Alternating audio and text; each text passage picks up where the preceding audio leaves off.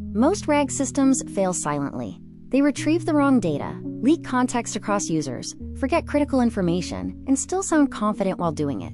In this video, we're breaking past basic RAG into the techniques used in real-world, large-scale AI systems: hybrid retrieval, secure multi-tenancy, compressed agent memory, uncertainty modeling, and GraphRAG.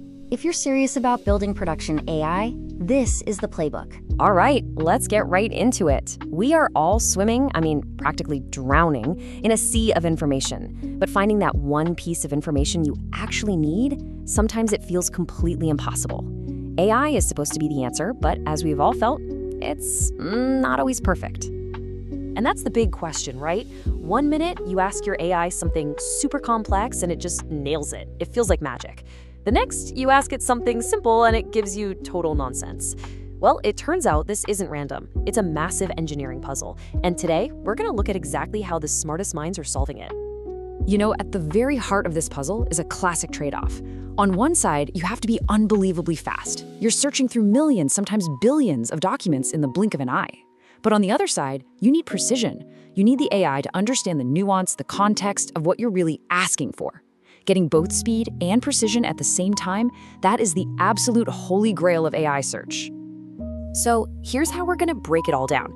First, we're gonna meet the two different brains that power AI search. Then, we'll see how they're forced to work together in what's called the Retriever-Re-Ranker playbook. From there, we'll get into the really cool stuff: personalization, and even teaching an AI how to be more confident in its own answers. So let's start with those two brains.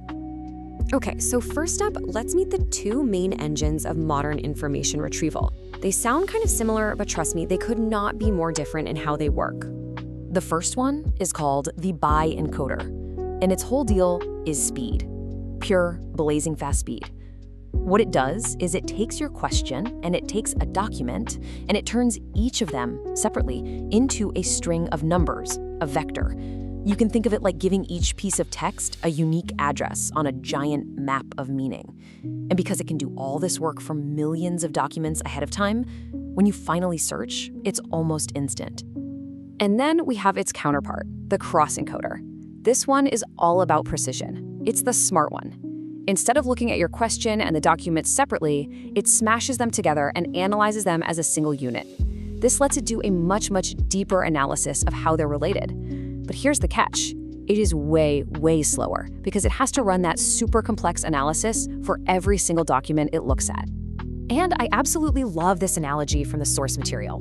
The Bi-Encoder is like two people working in separate rooms and then just quickly comparing notes at the end. It's fast, it's efficient. The Cross-Encoder, though, that's like putting those two people in the same room for a deep 2-hour conversation. It takes a lot longer, but the understanding you get is on a whole other level. So this table just lays it all out, right? You've got the Bi-Encoder, which is crazy fast and scales beautifully, but its accuracy is just good. Then you've got the Cross-Encoder, which is incredibly accurate, but it's slow and just doesn't scale. So what do? How do you possibly get the best of both worlds? Well, that brings us to the modern solution. This is pretty much the industry standard playbook that powers almost every high-end search system you use today. It's this really elegant two-step dance. First, you unleash the Bi-Encoder, the retriever, and let it do what it does best. Tear through that massive digital haystack and pull out, say, the top 100 most likely candidates. Then, and only then, do you call in the slow, expensive, but brilliant Cross-Encoder, the Re-Ranker, to carefully examine just those 100 results and find the absolute best of the best. And you should care about this because this exact system is the engine behind what's called Retrieval-Augmented Generation, or RAG. You've probably heard of it. It's what allows large language models to pull in real-time, factual information from the web before they answer your questions. This is the key to stopping them from just making stuff up. Honestly, it's a huge deal. Okay, so we've figured out how to get both speed and accuracy. But there's a whole other level to this. What about making results that aren't just generally relevant, but are relevant specifically to you? That's the next big frontier. And this is where things get really tricky, right? Because relevant can be totally subjective. One person might read an article and classify it as politics, while someone else, based on their personal interests, might see it as being about women's issues. A generic one-size-fits-all model just can't handle that kind of nuance. It needs to know who you are. And that's where systems like Persona Agent come into play. Just look at how this works. It's not just looking at your personal data in a vacuum. It actually combines your history with data from the wider community, building this massive knowledge graph of how different people interact with different ideas. It's all about blending your individual taste with the wisdom of the crowd. Here's a perfect example of what that means in the real world. A user reads an article about a Parkland shooting survivor. Based only on that user's personal history of reading about women-led protests, the AI labeled the article women, which is wrong.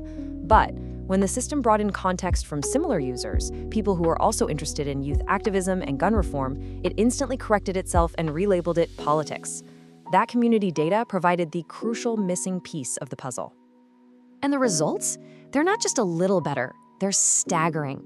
For a task like tagging movies, where personal taste is everything, this approach boosted a key accuracy metric by over 56%. That's not just an improvement, that's a total game changer in making AI feel like it actually gets you. So we have a system that's fast, accurate, and personal. But there's one last problem we need to tackle. How do you make that final critical step, the re-ranking, more stable and consistent? Well, here's the dirty little secret. LLMs can be a little bit moody. Because of their built-in randomness, something engineers call stochasticity, you could give it the same list of documents to rank on 2 different days and get 2 different results. And for a system that needs to be reliable, that kind of instability is a huge problem. So a new framework called Realm tackles this problem head-on. It does something really smart. Instead of just asking the LLM for a single score, like this document is an 8 out of 10, it asks for a probability distribution. You can just picture a bell curve. This captures not just the AI's best guess, but also how confident or uncertain it is about that guess. The way it works is just brilliant. First, every document gets its own bell curve of possible relevance. Then, the system finds one document it's super confident about and makes it a pivot. After that, it starts comparing all the other documents to that pivot. And with every single comparison, it updates their bell curves, making them narrower and more precise. It's a feedback loop that keeps running, squeezing out the uncertainty until the final rankings are totally rock solid. All right, we've covered a lot of ground. Let's pull all these different threads together and see what this really means for the future of finding things. So to recap our journey, we started with the basic tension between the speed of Bi-Encoders and the precision of Cross-Encoders. We saw how the industry solves this with the elegant retriever re-ranker model. Then we layered on true personalization with systems like Persona Agent that learn from both you and the people like you. And finally, we made the whole thing more stable and reliable with frameworks like Realm, which basically teach the AI to understand and manage its own uncertainty. And that leaves us with one final really big thought. You know, for most of human history, what we could learn was limited by how hard it was to find the answers. But as AI gets better and better, and not just finding information, but delivering insights that are personalized, stable, and deeply relevant, how does that change us?